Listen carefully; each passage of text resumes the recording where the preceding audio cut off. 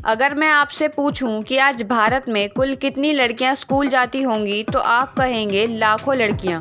और वहीं अगर मैं आपसे पूछूं कि भारत में कितनी महिलाएं स्कूल में पढ़ाती होंगी तो इसका जवाब भी हज़ारों महिलाएं हो सकता है, क्योंकि आज महिलाओं के पढ़ने और पढ़ाने पर कोई रोक टोक नहीं है। पर वहीं अगर हम आज से 170 साल पहले की बात करें तो स्कूल में ही लड़कियों को देखा जाना बहुत मुश्किल था।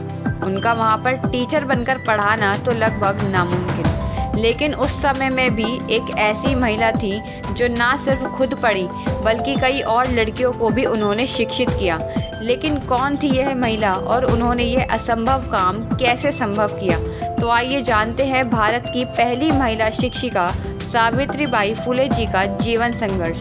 सावित्रीबाई जी का जन्म 3 जनवरी 1831 को महाराष्ट्र के सतारा जिले में एक किसान परिवार में हुआ, जो माली जाति के थे। इनके पिता का नाम खांडोजी नेवेस पाटिल और माता का नाम लक्ष्मी था।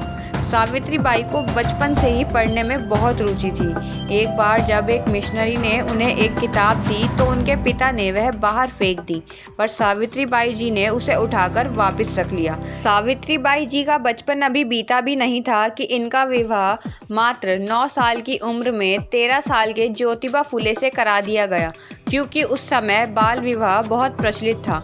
सावित्रीबाई जी की जब शादी हुई तब तक उन्हें पढ़ना लिखना नहीं आता था, पर ज्योतिबा ने इन्हें पढ़ना सिखाया।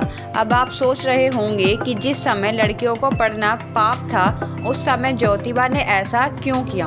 तो हम आपको बता दें कि ज्योतिबा खुद भी एक महान विचारक व समाज सुधारक थे।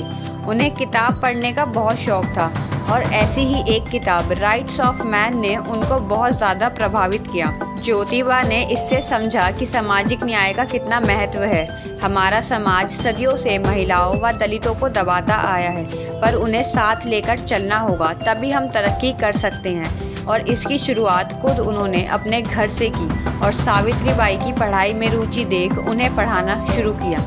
सावित्रीबाई ने ऐसे ही 5वीं कक्षा पास की, फिर मिस फरार इंस्टीट्यूट से ट्रेनिंग भी हासिल की। देखते ही देखते वह इतनी निपुण हो गई कि उन्होंने मात्र 17 साल की उम्र में अपने पति के साथ मिलकर पुणे में एक स्कूल चालू किया। और इस स्कूल की सबसे बड़ी खासियत यह थी कि इसमें सभी जातियों के लिए और सभी महिलाओं को पढ़ने की इजाज़त थी। और इसी के साथ यह भारत का पहला विद्यालय बना जहां महिलाओं को पढ़ने का अधिकार दिया गया। और यह इस स्कूल की सबसे बड़ी खासियत थी, क्योंकि इससे पहले किसी भी स्कूल में महिलाओं को पढ़ने का अधिकार नहीं था। सावित्रीबाई जी ने घर घर जाकर लोगों से कहा कि वह अपनी लड़कियों को पढ़ने के लिए स्कूल भेजें, पर लोग नहीं माने और बड़ी मुश्किल से 9 लड़कियां स्कूल में आ पाईं।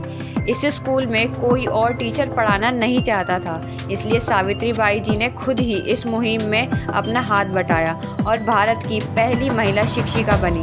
फुले दंपति बड़ी ईमानदारी और मेहनत के साथ अपना काम कर रहे थे, पर कुछ धर्म के ठेकेदारों को यह बात पच नहीं रही थी कि एक दलित स्त्री खुद पढ़ भी ले व दलित जाति और महिलाओं को भी पढ़ाए। इसलिए जब सावित्रीबाई जी स्कूल पढ़ाने जाती तो लोग उन पर पत्थर मारते, मिट्टी फेंकते, यहाँ तक कि उन पर गोबर भी फेंका जाता। पर सावित्रीबाई जी रुकी नहीं, उन्होंने इसका भी एक तोड़ निकाला।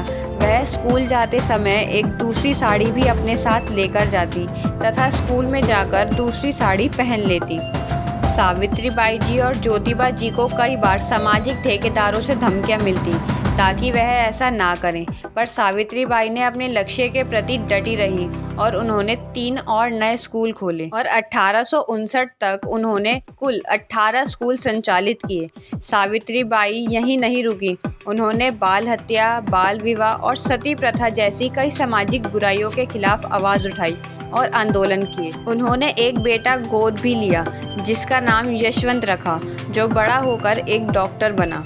सावित्रीबाई ने यह दिखा दिया कि अगर आप समाज में खुद बदलाव लाने की ठान लें तो फिर आपको कोई नहीं रोक सकता। और अतः 10 मार्च 1897 का वह दिन आया जब सावित्रीबाई जी की मृत्यु हो गई, और उनकी मृत्यु की वजह जानकर आप हैरान हो जाएंगे। सावित्रीबाई जी ने जैसे अपना पूरा जीवन ही समाज के प्रति समर्पित कर दिया था। जब महाराष्ट्र में प्लेग की बीमारी फैली और उसमें रोगियों की सेवा करते हुए सावित्रीबाई जी खुद भी रोग से ग्रस्त हो गईं। जिस कारण उनकी मृत्यु हो गई। आई होप आपको आज की ये वीडियो अच्छी लगी होगी। वीडियो अच्छी लगी हो तो वीडियो को लाइक करें, शेयर करें और चैनल को सब्सक्राइब करें। Thanks for watching.